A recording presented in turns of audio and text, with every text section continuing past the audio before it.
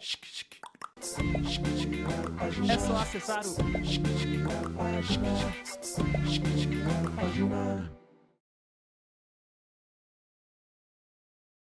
Você que acompanha o Portal Primeira Página, seja bem-vindo, seja bem-vinda a mais um episódio do podcast Política de Primeira. Antes da gente começar a se apresentar, propriamente falando, já vou fazer um pedido especial para você curtir essa página, curtir esse vídeo, se inscrever no nosso canal para receber as notificações aí do Política de Primeira, do Portal Primeira Página e ficar bem atualizado no que nós estamos levando ao ar aqui toda semana. Muito obrigado pela sua audiência aqui no podcast. Eu sou o Fabiano Arruda, estou ao lado do Henrique Chuto mais uma vez. Chuto, beleza? Tudo bem? Tudo certo? Ótimo, animado por mais uma conversa. Isso aí, tem sido assim. Muito obrigado a você que nos prestigia com a sua audiência. Hoje nós vamos conversar com o deputado federal Wander Lobé, deputado do PT. Muito obrigado pela companhia, pela presença, deputado. Obrigado, eu que essa oportunidade, estou muito feliz de estar aqui com vocês.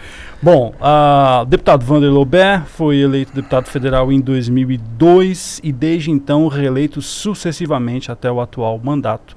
São 6 mandatos consecutivos, né? Um dos principais nomes do Partido dos Trabalhadores há bastante tempo aqui em Mato Grosso do Sul. Foi secretário de Infraestrutura no governo do Estado, na gestão do Zeca do PT, ainda com o Zeca no comando, né? Foi secretário de governo, recentemente foi coordenador da bancada federal. É um cargo que me parece que o senhor ocupou naturalmente até recentemente, né? E chega para esse bate-papo, e antes de... A gente começou falando da sua trajetória até onde o senhor está, a gente gostaria de voltar um pouquinho da origem também. É um assunto sempre interessante. Como é que foi a sua entrada na política? Como é que o Wander Lobé despertou para a política ao longo do tempo? Bom dia, Chuto, bom dia, Fabiano, né? Eu comecei muito jovem, com 16 anos. Na verdade, eu saí de Porto Murtinho em 78. E fui, antes da enchente, e fui para Cuiabá, morar com uma tia minha, estudar. Fui estudar lá no Colégio dos Padres, São Gonçalo, que é o mesmo daqui do Dom Bosco, né? E aí eu fiquei 2 anos lá, voltei de lá na enchente, e assim, o que me despertou era um professor de filosofia, um padre. Nós estávamos em pleno regime militar, estava surgindo o Lula, então ele introduzia na aula de filosofia, né? Essa coisa sutilmente, depois você vai criando consciência política, você vai construindo os movimentos que foram, que ali foi meu começo do meu contato. Aí eu venho para cá, mudamos para cá, teve enchente, e nós fomos morar aqui na Sargento Amaral. Meu pai tinha uma casa aí, que era militar, eu, minha avó, que é mãe do Zeca, e o Zeca morava, era do Banco do Brasil, morava em Ourinhos, Assis. Fazia economia em Assis, funcionário veio transferido para cá, por causa da enchente. A gente morava, era quase uma república, né? E ali o Zeca veio de lá também para construir o PT aqui, ainda formar na fundação do PT. E eu fui um dos que, junto com ele, construímos o partido, desde a fundação, daquela coisa de ir lá no município, bater na porta de cada um para fazer as filiações.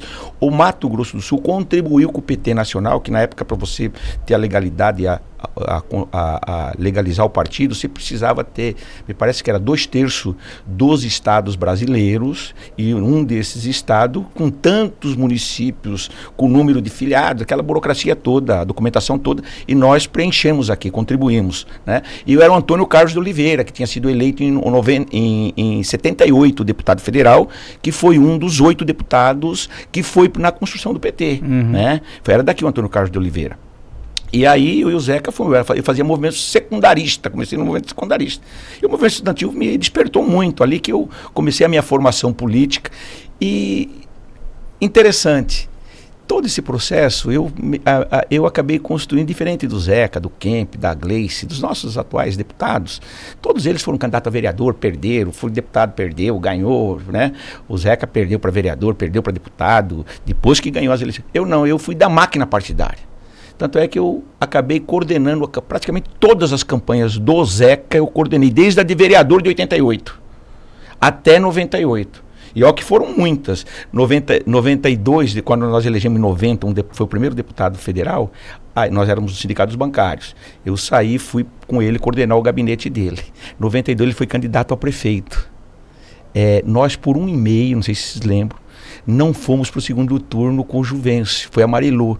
E a Marilu, ela acabou indo para o segundo turno em função do impeachment do Collor, quando ela falou, por amor a Campo Grande, eu voto sim. Aquilo ali embalou e levou ela para o segundo turno. Nós acabamos não fomos para o segundo turno, por 1,5%. Aí em 96 a gente fez aquela campanha memorável. Não sei se vocês lembram. Que nós ganhamos no primeiro turno e perdemos 411 votos. Essa eleição ficou na história, né? Na história. E eu estava... Aí eu era o coordenador da campanha e era o presidente do partido, do diretório municipal. Quando terminou as eleições, perdemos, tal. Nós fizemos 4 vereadores em Campo Grande. Eu chamei o Zeca, conversando com ele, falei, nós temos que nos preparar que o PT vai fazer uma pressão muito grande para você ser candidato a governador. Mas, deputado, antes de só falar dessa campanha de 98, né, para o governo do estado, o senhor contou uma história antes aqui de que numa conversa com o Lula não queria o Zeca como candidato? Verdade. Não, mas isso foi em 98. Aí em 90 a gente preparou a campanha, assim, falei, Zeca, até para não ser, que era difícil, tinha saído uma eleição majoritária, perdemos em 96, por mais que politicamente nós saímos muito forte. A gente construiu os 2 anos em função do resultado, aquela coisa assim, no imaginário do povo de Campo Grande, e ficou, Fabiano e Chuto, ficou aquela dívida do povo de Campo Grande com o Zeca. E a gente falou, nós temos que trazer o PDT nessa aliança. Aí nós fomos buscar o Collor, Moacir Coll. E nisso o Lula veio pescar conosco em 98, lá em Porto Murtinho. Aí fomos pescar, ele e outros companheiros do PT, Sigmaringa Seixas, que depois foi deputado do PT, né? Aí a gente pescando, ele lá na conversa, ele falou, pô, Wander, ajuda a convencer o Zeca. O dia que Jacaré votar, vocês vão ganhar a eleição, porque é muito difícil, é um estado conservador. Nós só tinha a prefeitura de Porto Murtinho e de Mundo Novo, que a Dorcelina, que depois, né, mataram ela. E aí a gente acabou contrariando o Lula. Reunimos as condições, conseguimos trazer o PDT. O PT naquela época era muito mais fechado, muito mais duro, né? Era só a Frente Brasil Popular, o PDT era tido como partido de centro na época, né? E a gente conseguiu construir dentro do partido essa aliança com o PDT, trouxemos o Coll, que era um empresário, produtor rural, e fizemos uma campanha memorável. Acabamos indo para o segundo turno, tiramos o Pedro, né?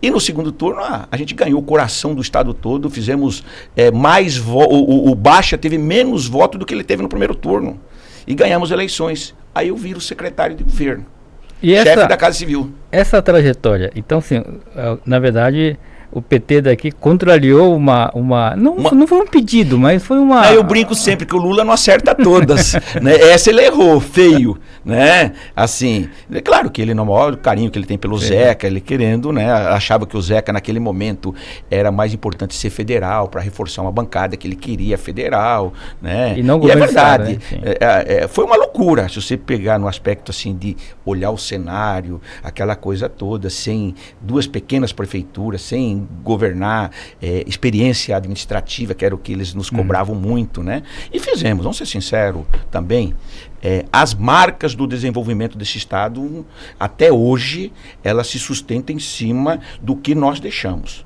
Nós pegamos um estado que tinha 8 folhas atrasadas. O estado estava um caos, a infraestrutura um caos, a estrada você não rodava, caminhoneiro não queria entrar no estado. Nós criamos o Fundersul. Nós criamos um fundo social.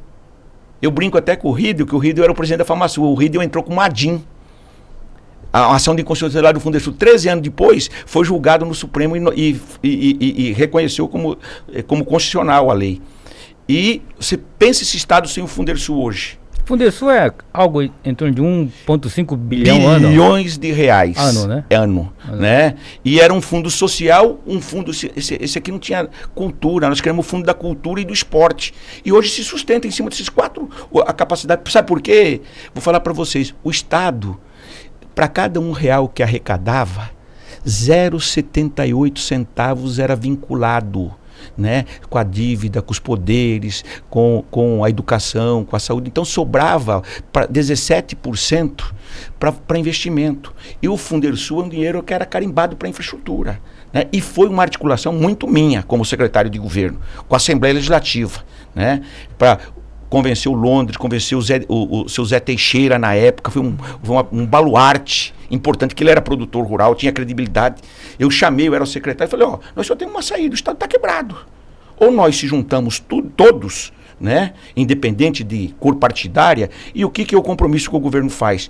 Que o plano de aplicação dessas obras vai ser discutido com a Assembleia. E foi. Tinha um conselho que administrava, acompanhava os investimentos, inclusive com a Federação da Agricultura, com a Associação de Campo Grande, aqui dos criadores de Campo Grande.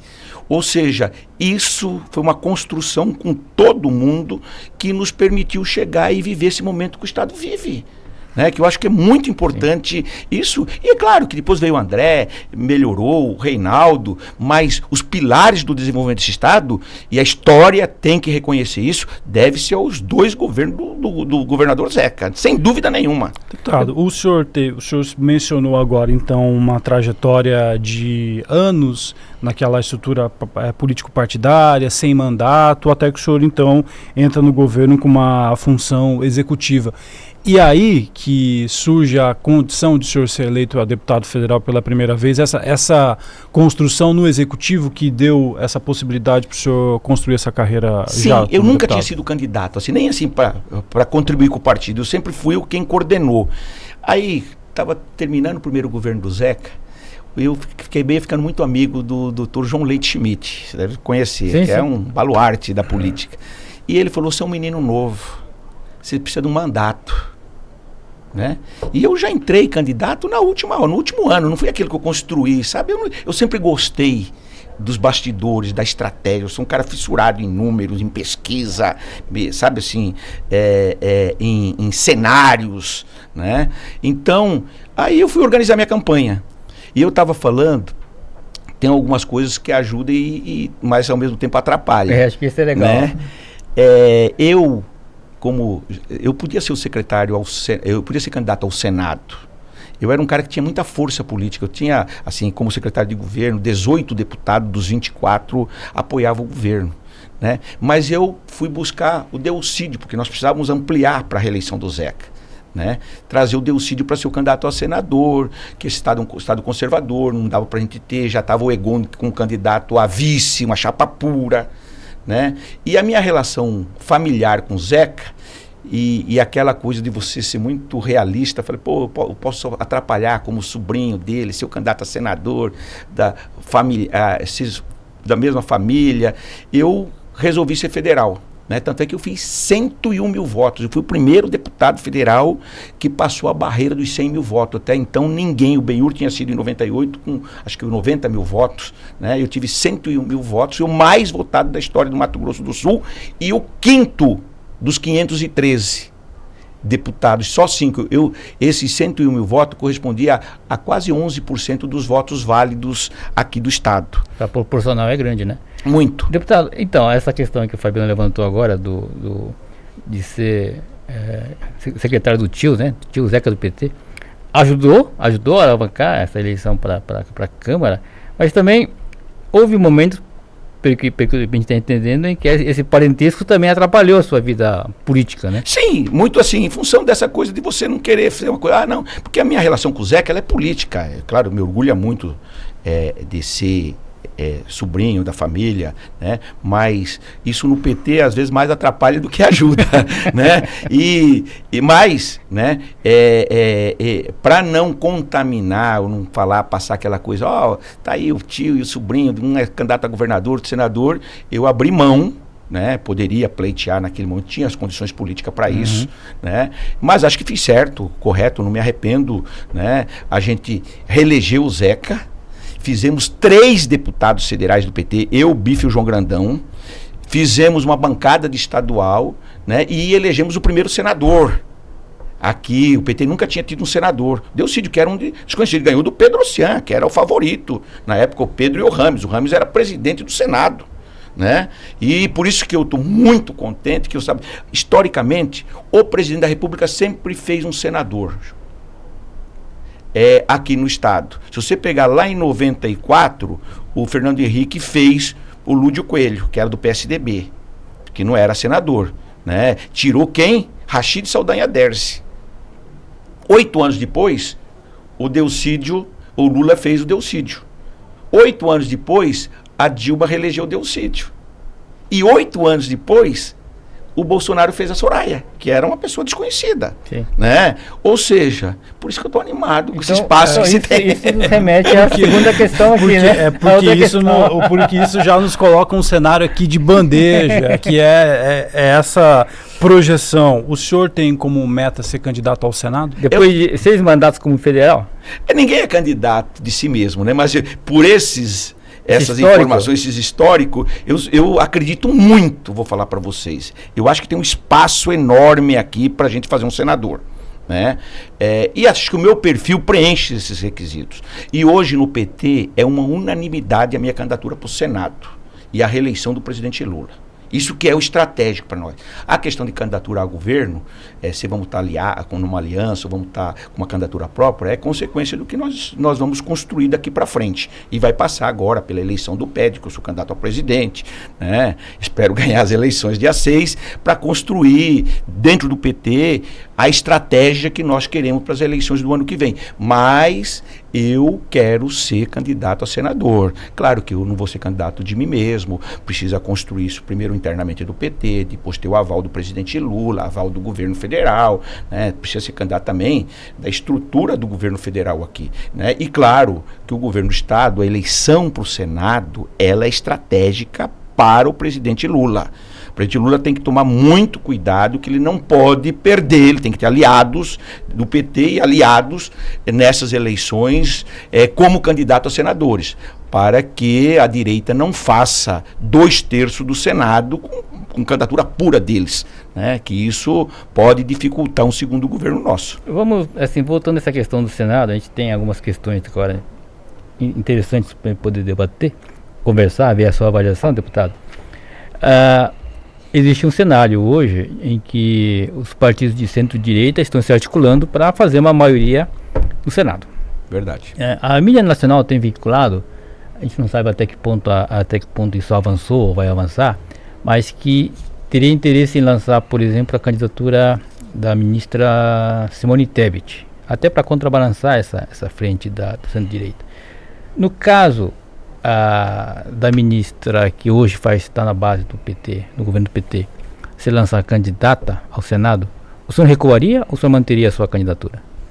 Primeiro, Chuto, deixa eu te falar, nós temos que reconhecer o papel que a Simone cumpriu na eleição. Eu sou muito grato, o PT é muito grato com ela no segundo turno das eleições do presidente Lula. Né? Coragem, ela tomou a decisão, apoiou Lula, ela está num ministério que é estratégico, né? E o Lula tem um carinho muito especial pela Simone, né? Claro que a Simone tem que definir se ela quer ser candidata ou não. São 2 vagas. Hoje nós temos no PT o seguinte: eu sou candidato a senador pelo partido, nós vamos construir isso até o ano que vem. São 2 vagas, pode ser eu e ela junto candidatos, não tem problema. Teria problema. Nós temos que avaliar até lá se é melhor ter 2 candidaturas ou uma candidatura. E qual que é a estratégia que ela vai querer adotar também na campanha dela. Né? Eu sei que ela tem definida 2 coisas, que ela tem falado publicamente, que ela apoia o Lula para presidente e apoia o Riedel para governador. Né?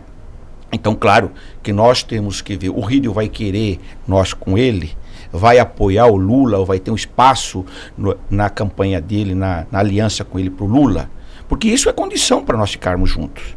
Né? Por melhores relações que nós temos, e nós temos uma excelente relação com o governo Riedel, nós estamos no governo Riedel, nós fomos determinante na eleição dele no segundo turno, naquela eleição contra o Capitão Contar, e ele reconhece isso, e nós entramos pela porta da frente, mas se tiver que sair, nós vamos sair também pela porta da frente, vamos construir um projeto, uma candidatura, que nós historicamente nós sempre tivemos candidaturas ao governo aqui no estado. Né? E eu quero ser presidente, voltar a ser presidente, para utilizar de toda a experiência que eu construí nesses 23 anos como deputado federal e com a experiência partidária que eu tive, que foi toda a minha formação, para construir a estratégia para o ano que vem. Mas no caso, se fosse uma estratégia definida pelo presidente de que a candidatura ou a candidata do governo ao Senado aqui em Mato Grosso do Sul fosse Simone, o senhor veria condições de recuar, de ser candidato a deputado federal de novo, ou o senhor já é um caminho que o senhor não cogita hoje? Não, hoje eu sou candidato a senador. Eu acho que o presidente Lula, no máximo que ele vai chegar e pedir, se eu bem conheço, é que o PT dê o segundo voto para ela. Que é legítimo isso, não teria problema. A gente dá o segundo voto para ela. Né? Não acredito que o PT nacional vá querer tomar uma decisão de tirar o direito do PT aqui no estado de ter um candidato a senador. Né? Eu acho que no mais, e acho que isso não teria problema, a gente descarregar o segundo voto, trabalhar o segundo voto com ela. Né? Mas claro que eu também não sou candidato de mim mesmo. Nós vamos estar vendo como que o governo do presidente Lula vai chegar o ano que vem, né? E aí nós podemos falar mais sobre isso, e também ver se a ministra Simone, né, ela de fato vai ser candidata. Ela até agora também ela não assumiu que ela é candidata. Então, eu acho que a gente tem que ir dialogando e conversando. Eu acho que tem muita água para rolar embaixo dessa ponte. Tem muito tempo ainda, deputado. Tem muito tempo. Deputado, o senhor também tocou em um assunto que a gente quer também ouvir do senhor, a sua avaliação. Cenário atual. Hoje no estado, o PT faz parte da base do governo Riedel, né? Ocupa vários cargos ali. Existe uma pressão de uma parcela do partido que já quer o rompimento, já quer que o partido saia da base, enfim. Mas a permanência na base depende de uma decisão do governador Riedel sobre se vai apoiar ou não o Lula na reeleição. Seria mais ou menos isso? Existe um deadline, um prazo para esse... Ou está em aberto? Bem, eu acho que nós estamos fazendo os debates internos no partido, né, eu tenho participado como candidato a presidente, para a gente calibrar a nossa estratégia. Né? Eu sou daqueles que acham que paciência e caldo de galinha não faz mal para ninguém. Né? Então, claro que é natural, tem uma parte do partido que faz uma pressão, que defende um ponto de vista político, de sair do governo. Né? Eu sou daqueles que acham o seguinte, vou falar aqui para vocês, né? Eu entendo que nós temos que ter muita paciência. Porque é estratégico a nossa entrada no governo Riedel? Por dois motivos. Primeiro, porque nós ajudamos a ganhar. Né?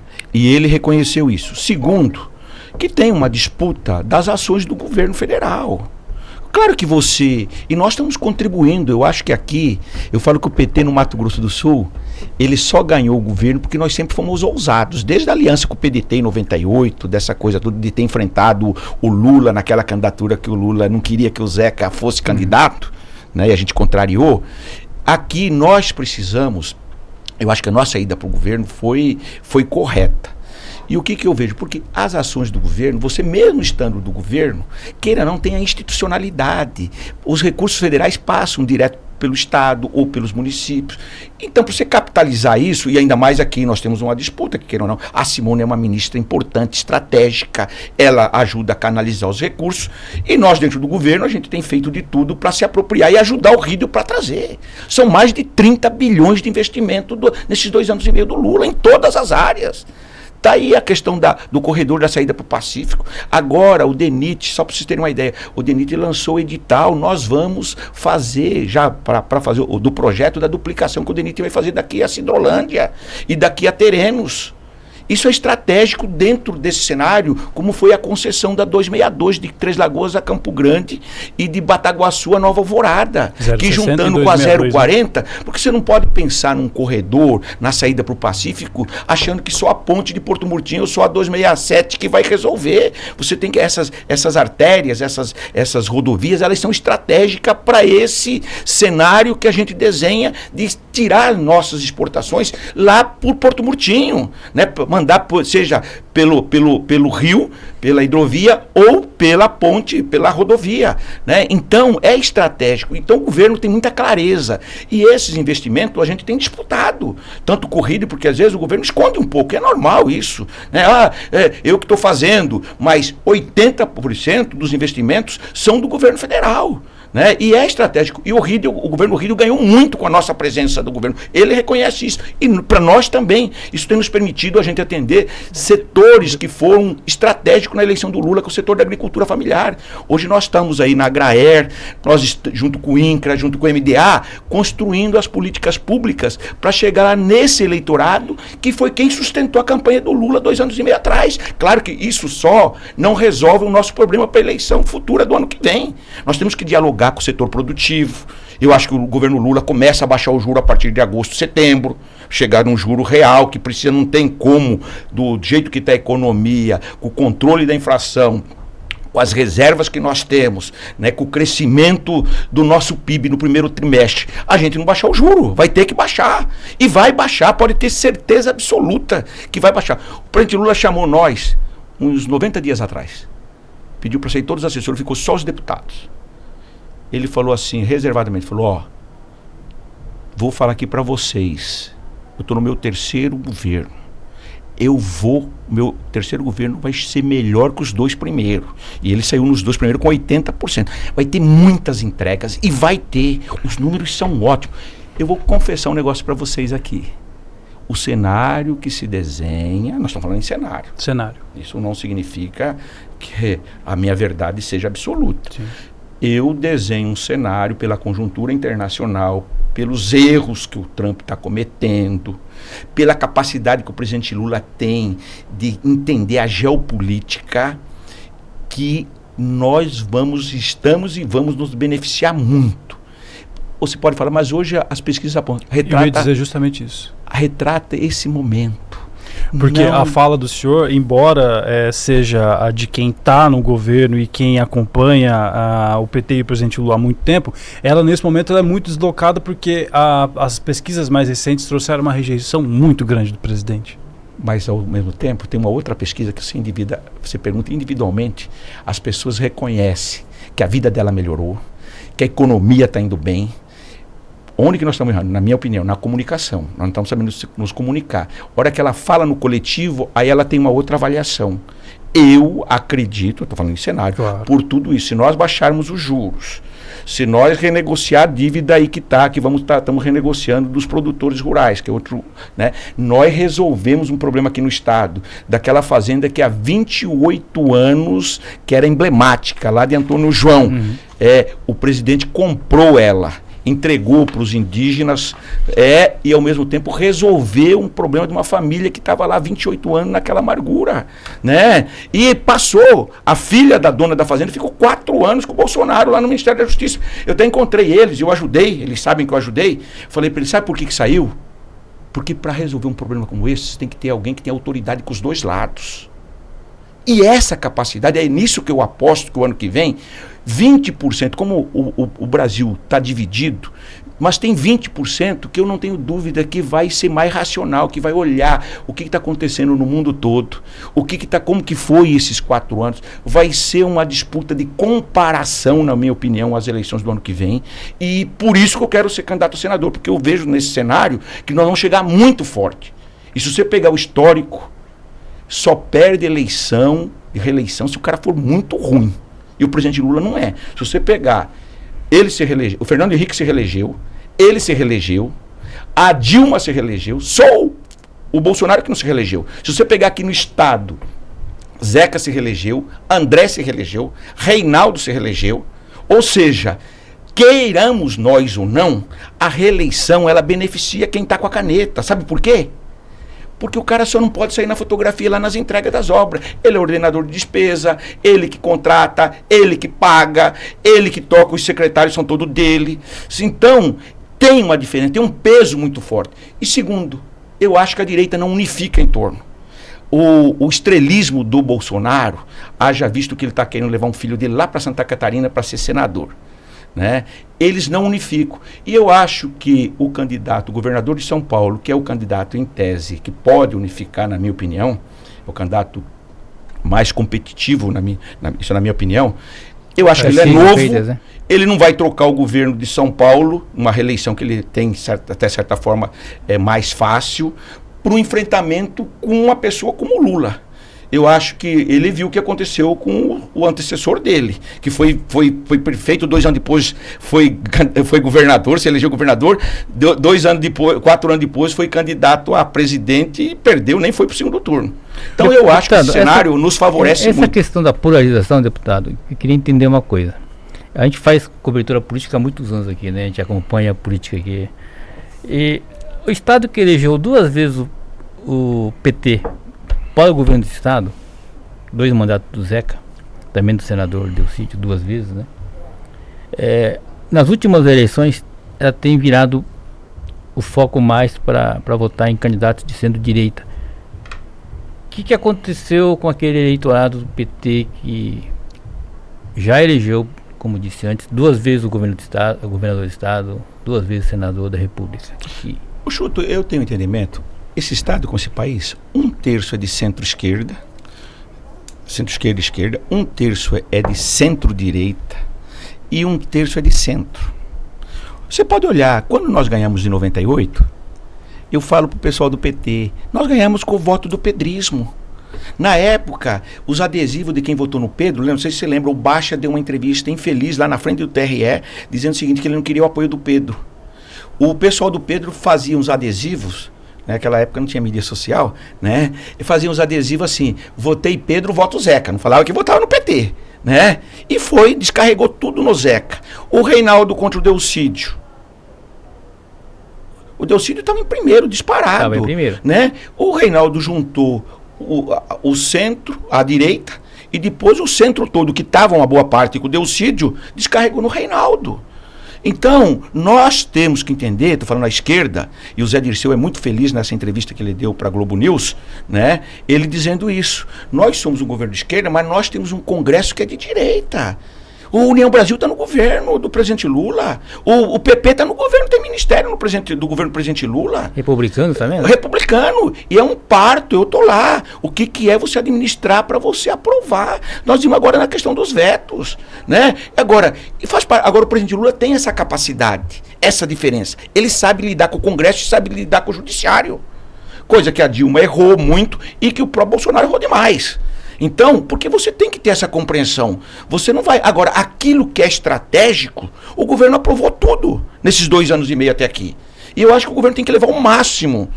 E se puder levar... Até porque, independente, o que vai acontecer, na minha opinião, no que vem? O presidente Lula tem clareza que ele precisa entrar nesse voto, numa parte do centro. Porque ele sabe que só com a esquerda ele não ganha.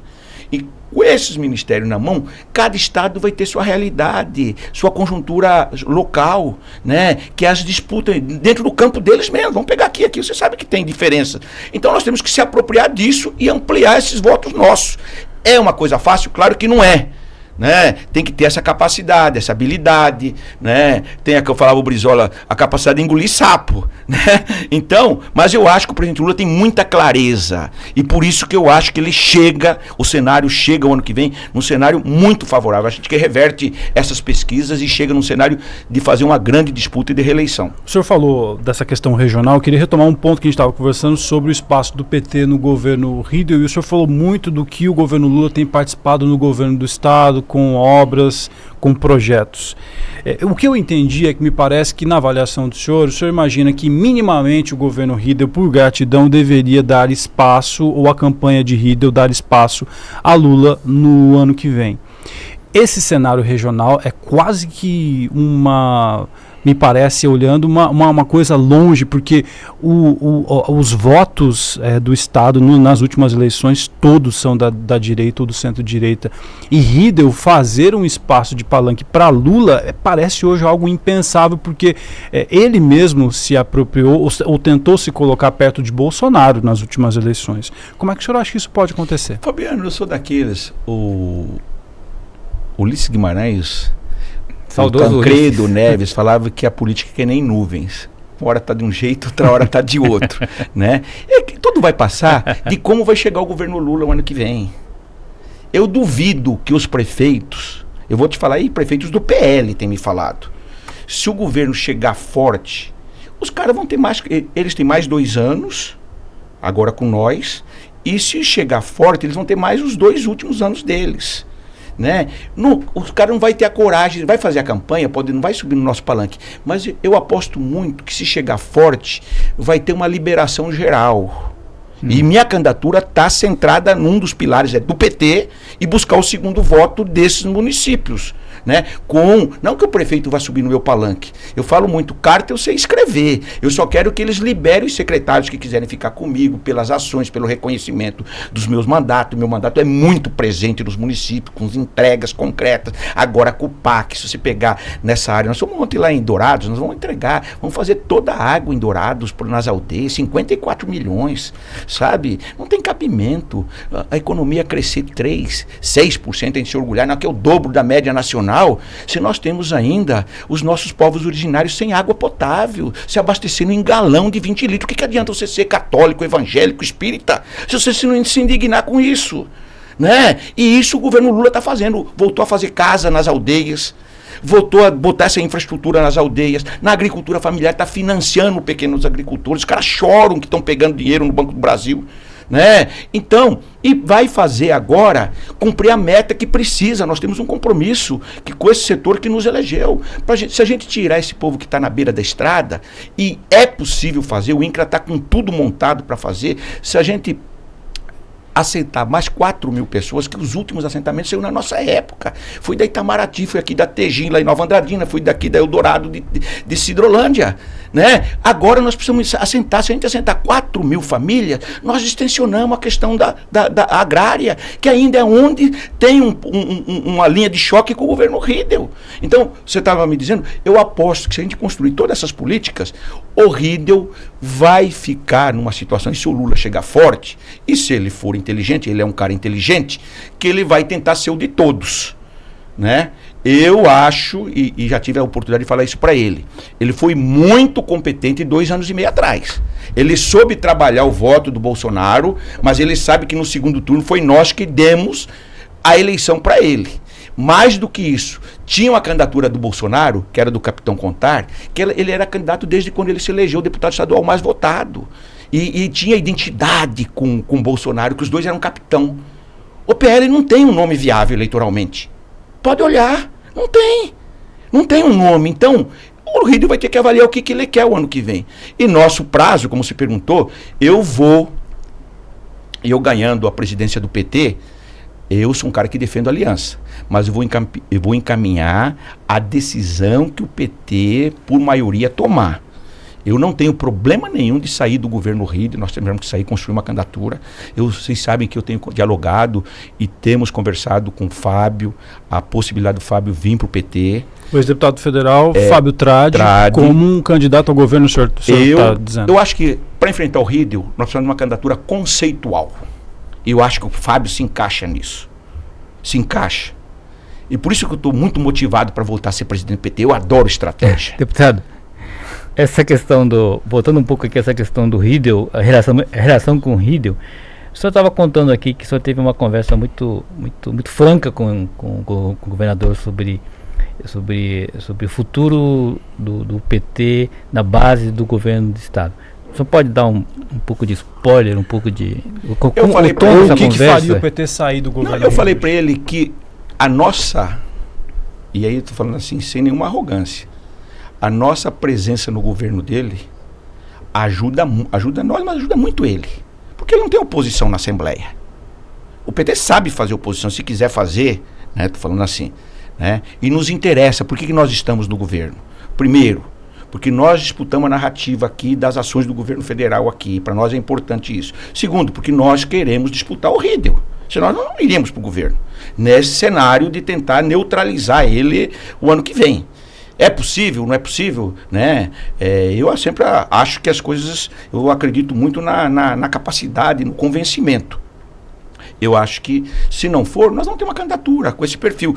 E acho que ele tem se beneficiado muito da nossa presença no governo, né? Porque nós sabemos posição. Estava falando para ele, citei, por exemplo, qual que é o presidente que vai delegar uma rodovia da 262 de Três Lagoas a Campo Grande, de Bataguaçu a Nova Alvorada, para o estado fazer a concessão?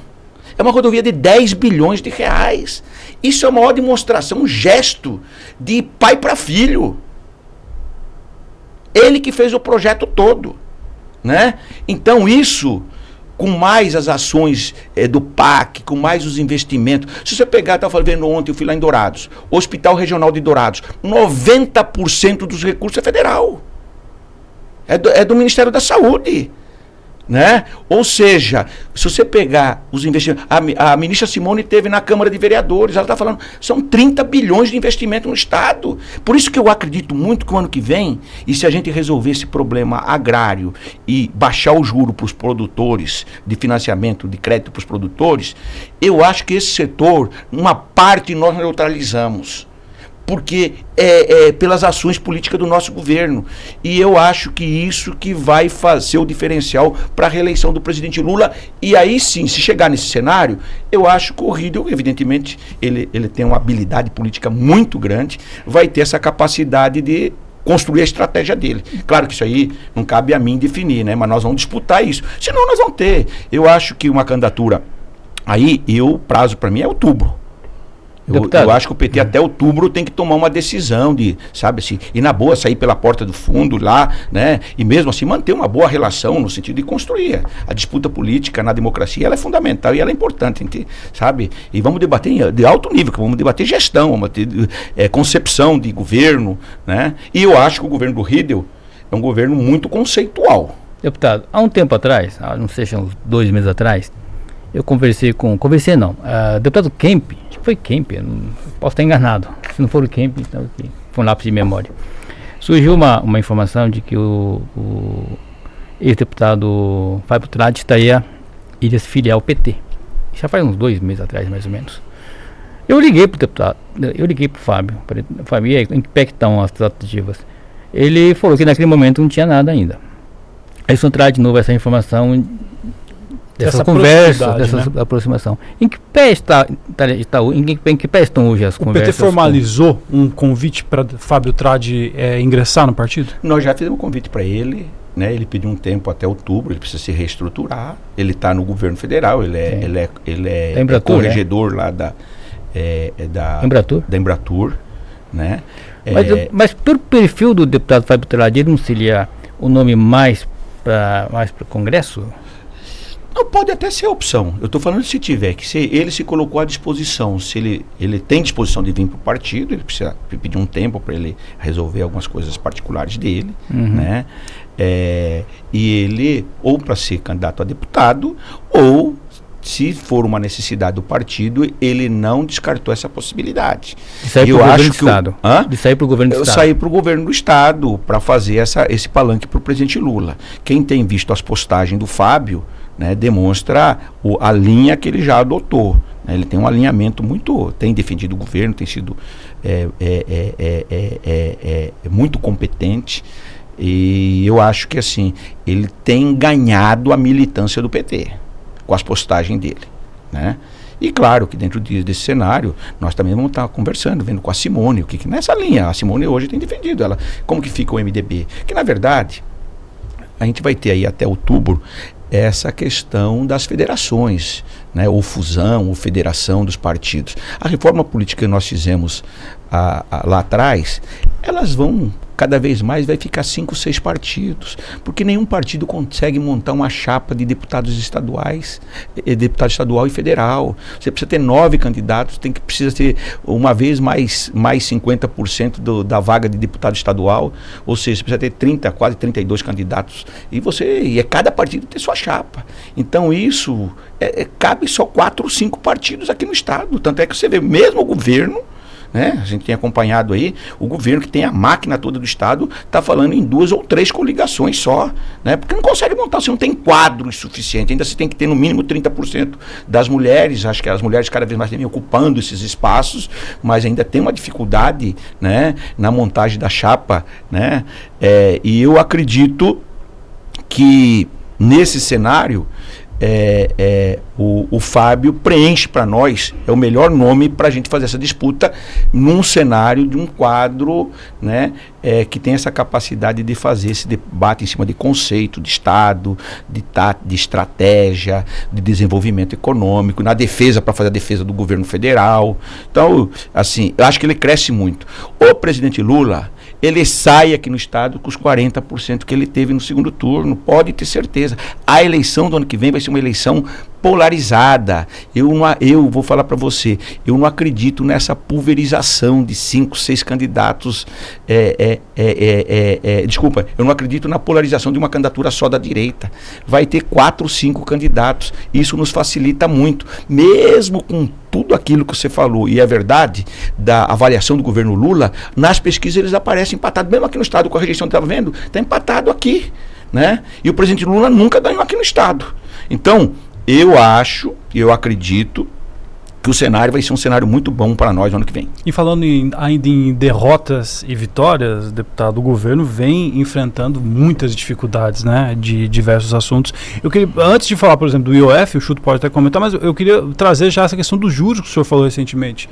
O presidente falou várias vezes que o país deveria ter juros mais baixos, o ministro Fernando Haddad também, mas ao falar sobre isso, que se tem a inflação sob controle e tudo mais, o juro continua subindo. É que, na verdade, parece um jogo que o governo, toda vez que fala, perde, porque o juro não baixa. O que o senhor pensa sobre isso? Não, primeiro, o Banco Central, o Congresso deu autonomia para ele. Então, né? sim, nós ficamos 2 anos e pouco, nós mudamos o presidente agora. Né? Mas mesmo assim parece. Claro. Né?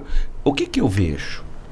Né? Eu até fui estudar um pouquinho a mais, né, sobre essa questão. Porque, inflação sob controle, Brasil crescendo, bombando, esse juro lá em cima.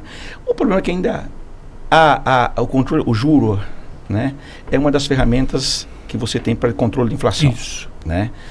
2, o que eu vejo? O nosso novo presidente assumiu agora. Tudo é no comitê, você não decide sozinho isso. Eu tenho sentido, e as informações que a gente tem, e a nossa bancada tem cobrado muito. Nós recebemos agora, tivemos com o Haddad e depois tivemos com o secretário da política lá do Banco Central, né? Vai ter uma tendência, claro que agora teve esse problema da guerra, isso tudo tem implicação, você sabe que isso, né, é muito sensível o mercado, né, de começar agora em agosto, setembro, baixar. Né? E o governo também tem que baixar de forma responsável, né? Vou baixar e depois daí 3, 4 meses tem que aumentar. Então eu acho que o governo está se preparando, construindo, né, para as condições, e os indicadores todos ou a maior parte são favoráveis para começar a baixar o juro, né? Até porque a questão do juro também tem a ver com a dívida pública. E com a dificuldade que o governo tem de enxugar essa despesa. É verdade. Cada 1%, estava vendo, acho que é 40 bilhões a mais de juro que se paga, né? Então a nossa bancada tem defendido isso, né? Não tem como, né? Esse setor tem que reconhecer e tem que dar sua contribuição. Está todo mundo fazendo sacrifício. Porque a taxa Selic é 15, deputado, para quem está na ponta, não é 15. É verdade. Muito mais. É o segundo juro real mais alto do mundo. Chega a 22, 22. Para quem precisa tomar dinheiro ali, então isso acaba travando financiamento. Uma pessoa que quer comprar uma geladeira, não compra porque está alto. Carro, impensável, né? Então, e o mercado fala isso, que se você baixar, ele vai ter acesso, vai comprar, com isso gera inflação. O que é isso, sabe? Nós temos que quebrar essa lógica. Agora, evidentemente que você, né, tem todas outras variáveis que tem que ser avaliada, e acho que o governo constrói, porque pode falar tudo do presidente Lula, mas ele é extremamente irresponsável. Ele fala, quem administra, eu trago lá da minha mãe, esse compromisso, não é vocês que vão me ensinar essa questão de gestão, de compromisso, de ser responsável com a economia.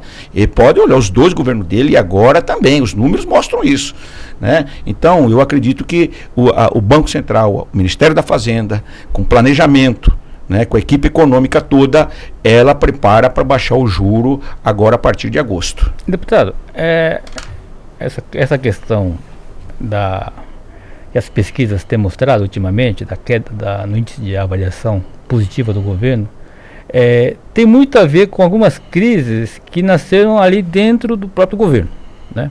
Essa questão, por exemplo, Essa última foi o aumento da alíquota do IOF. Né? Alguns meses atrás foi a questão não da tributação, do mas PIX. Do PIX, da norma da Receita Federal sobre, né? Sobre PIX. E também essa crise, essa desconto indevido da folha dos aposentados. Uma coisa que já vinha há muito tempo atrás, demorou acho que muito para se resolver. São coisas que nasceram ali e que reverberaram de uma forma, né? E se você falar nisso nas redes sociais, comenta-se muito sobre isso. Isso segundo as pesquisas, afetou na credibilidade, na aceitação do governo. A comunicação do governo o governo não está conseguindo se comunicar, explicar o que está sendo feito, o que vai fazer, o que está acontecendo. Deixa eu falar, eu acho que o governo tem um problema de comunicação, mas tem um problema também do governo, que na verdade nesses 3 assuntos, o PIX, né, o IOF e o próprio negócio do INSS, eles entraram na nossa bolha, nesse público nosso, né? Porque o negócio do PIX, o cara achou que ia taxar ele, que a partir dali ia ter todas as informações a respeito dele, né? E você pega, quem está na informalidade utiliza muito dessa ferramenta. E o governo não soube se comunicar, depois voltou atrás. Então, quando o governo está preparando para alçar voo, vem uma porrada dessa, né? Mas no que voltou atrás, deu veredito, viu, né? Sim, mas na verdade, você sabe, todo mundo sabe que não era para pegar e atingir esse setor, né? Mas nós perdemos esse debate e eles entraram nesse público nosso, tanto é que isso trouxe um desgaste enorme, levou o governo a recuar. Nós temos discutido na bancada o seguinte: o governo precisa decidir e depois de decidir tocar, não dá para ficar, vai e volta, recua, né? E claro que a gente entende que isso é muito sensível por causa dessa vulnerabilidade que o governo tem com relação ao Congresso, né? Não é fácil o que nós estamos passando, você administrar com o Congresso que nós temos, onde nós temos de 513 deputados, nós temos 100 nesse campo nosso, nós temos 67 e mais chegamos a 100 no campo da centro-esquerda, que tem, sabe? O restante é voto a voto, tema a tema, né? Projeto por projeto sendo votado, mesmo com todos os espaços, né, que os partidos de centro têm ocupado no governo.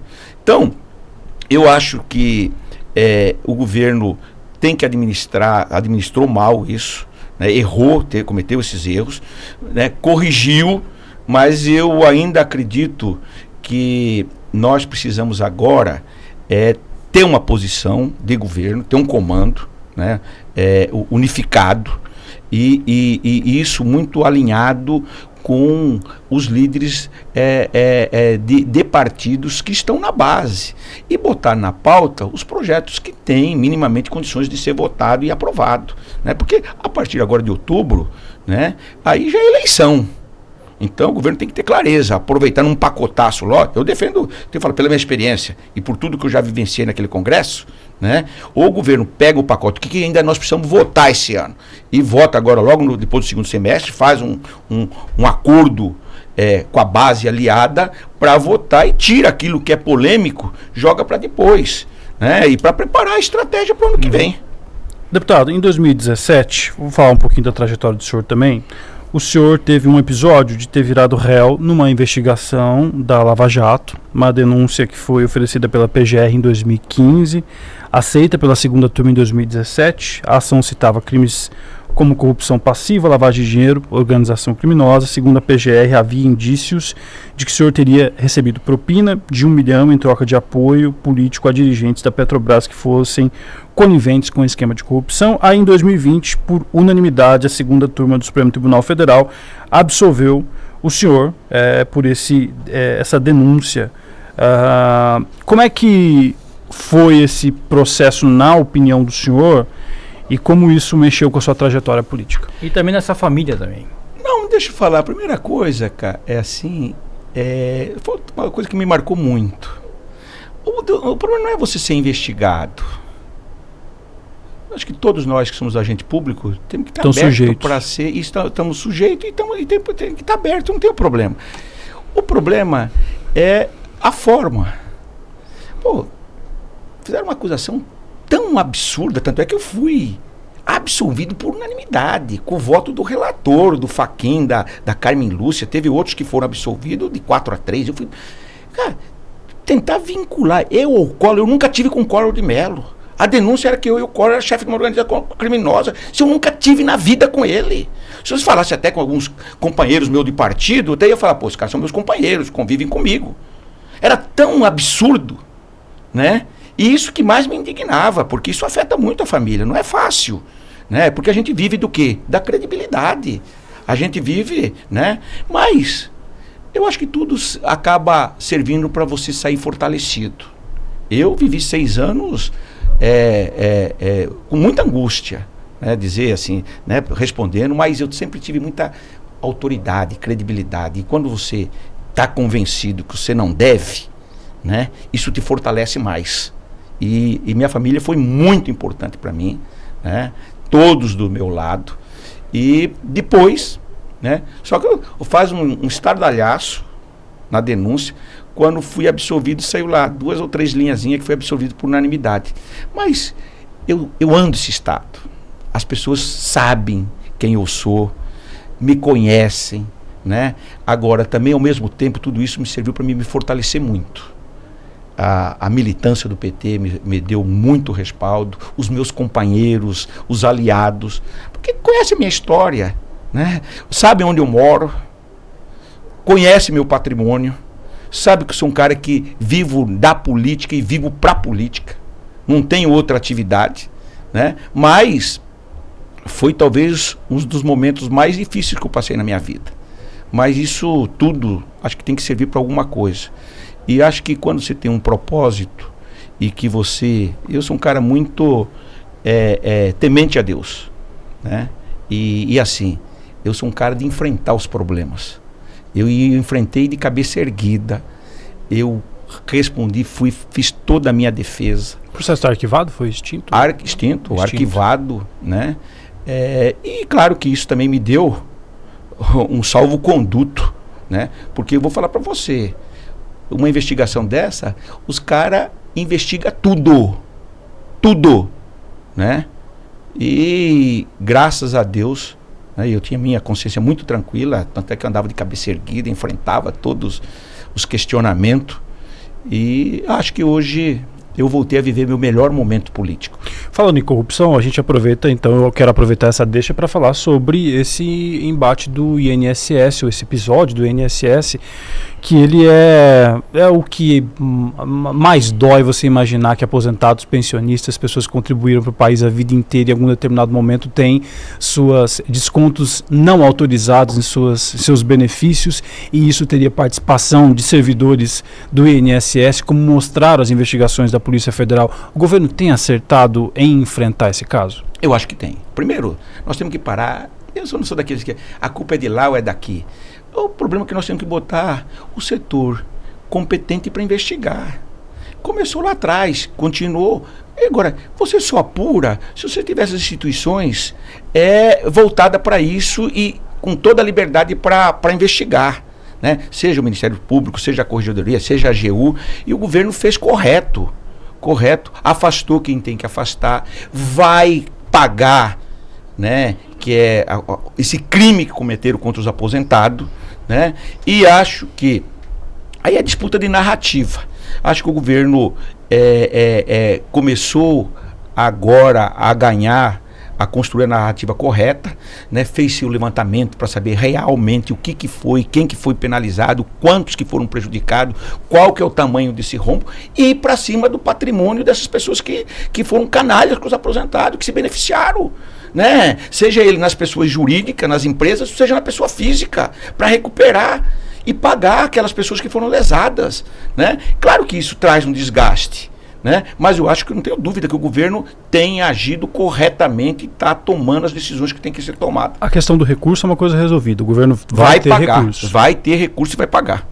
Deputado, estamos já na reta bem final do nosso debate, já quase 1 hora de conversa, passou rápido. A gente percebe não, é um fato, né? Os grandes partidos estão se movimentando para formar federações, né? O que está mais ou menos já acertado é União Brasil com PP, está bem encaminhado, parece que só falta agora aval do TSE. MDB Republicanos, parece que em julho agora já meio que formalizam. O PSDB quer entrar nesse nicho, o PSD também. Eu pergunto, os partidos de centro-esquerda, o PT hoje tem uma federação tem uma federação formada hoje com o PCdoB e com o PV, né? Está buscando, por exemplo, outros partidos como o PSOL, como talvez o PSB, o PDT, ou isso... Não, a nível de federação, porque você construir uma federação não é fácil. Você viu agora aqui o PSDB com o Podemos. Porque isso implica você arrumar em cada estado quem que tem o controle, para quem que fica, né? Nós hoje temos, eu acredito que a gente vai manter, né? Porque o que é uma federação? É um casamento por 4 anos. Você refaz o casamento ou você extingue, né? Ou acaba. Eu acredito que a gente vai manter a federação. Tem discutido talvez o PDT, né? O PSB hoje está se estruturando como um braço aliado do nosso governo, né? Que é o Alckmin, que está na vice-presidência, né? Pleiteia continuar tendo a vice-presidência. Acho que agora assumiu o prefeito lá de Recife, um garoto novo, né? A presidência do partido, está andando o Brasil todo, acho que é um partido importante. E acho que o governo tem ajudado, porque o governo precisa ter um partido aliado. E hoje o governo já escolheu, é o PSB, né? E acho que caminha para cada vez mais reduzir o número de partidos, ou fusão ou federação, né? Eu acho que o PSDB hoje ou vai se extinguir ou vai fazer uma federação, né? Até porque já saiu o governador a governadora de Pernambuco, já saiu o governador do Rio Grande do Sul, só está o Riedel, né? Então, eu acho que nós, por exemplo, vamos estar trabalhando para ter o PDT, né? Não sei se viram, o Ciro até está saindo, o PDT já se manifestou que vai ficar com a reeleição do presidente Lula. O Ciro está indo, acho que para o PSDB, para ser candidato a governador lá no Ceará, né? E o PSB. E claro, o que eu acho? Vai ter muitas alianças estaduais. Eu acredito que muitos dos partidos de centro, do centrão, caminha para aquela velha, quem olhar a história, né, de não ter candidato a presidente. Vai fazer as alianças em cada estado com o governador. Que só justifica esses partidos também, e o presidente Lula manter esses partidos um pouco dentro dessa estratégia, né, para ele ampliar o palanque dele. Eu não acredito que todos os partidos vão ter candidato a presidente. Você lembra como era o MDB? O MDB, o antigo PMDB, a metade dos estados eram com Lula, né? E outra metade aqui, o Sudeste, a maioria era com PSDB, né? E uma parte estava no governo, outra parte fora do governo, e o governo sabia administrar isso. E eu acho que a política do presidente Lula não muda muito, né? Ele, quando mantém esses partidos, ele vai tentar flexibilizar, quebrar essa unidade toda dele, do centrão, para quebrar isso, com alianças regionais, por estado. Então, a questão regional, para encerrar aqui nosso bate-papo, o Riedel, ele é favorito para 2026, ou o senhor acredita que pode surgir um nome competitivo até lá? Não, eu acho que o Riedel, ele é favorito. Embora o governo dele, eu comecei a falar aqui, é um governo, na minha opinião, muito mais conceitual, ainda de poucas entregas, se atém muito nessa coisa do desenvolvimento aqui, da rota da celulose, das indústrias para cá, isso é positivo, né? Mas precisa entregar. E é um governo que não tem oposição, né? Não tem oposição, né? Agora, ele é o favorito, vai depender como ele vai construir isso. Eu já vi a eleição de Elcídio, era favorito, vocês lembram disso? Franco favorito, estava com 65%, né?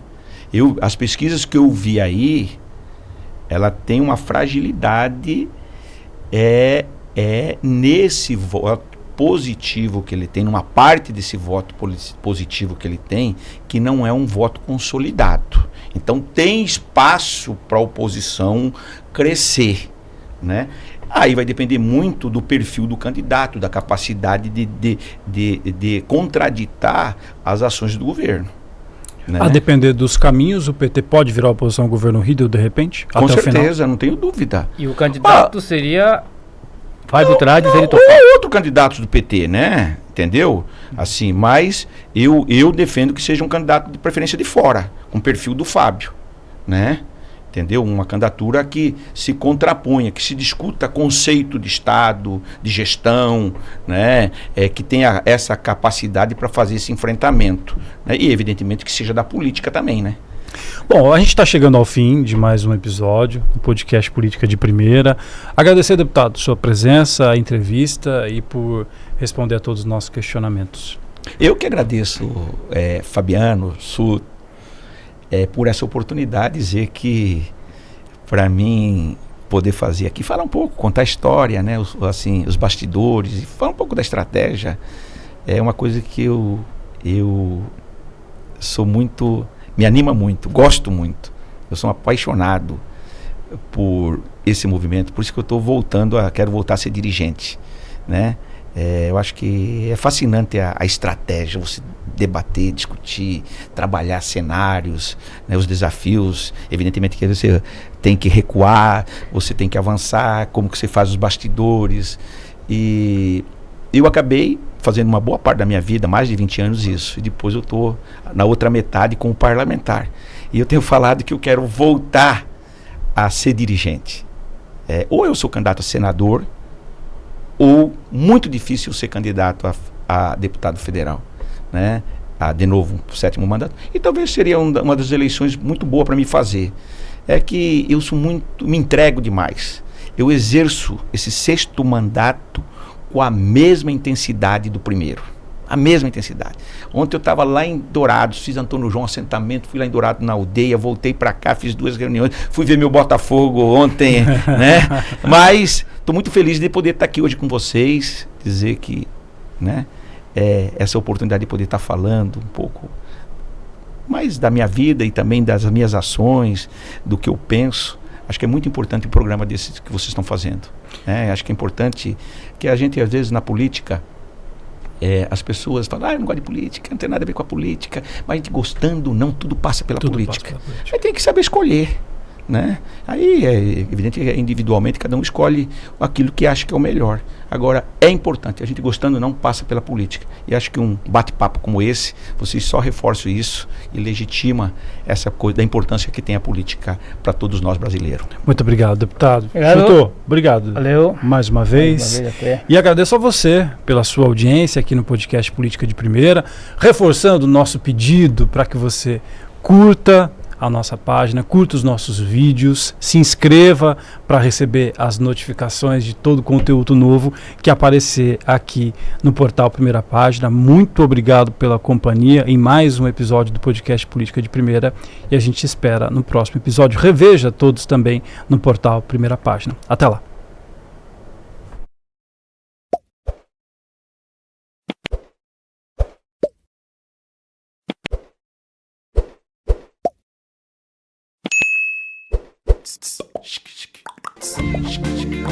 É só acessar o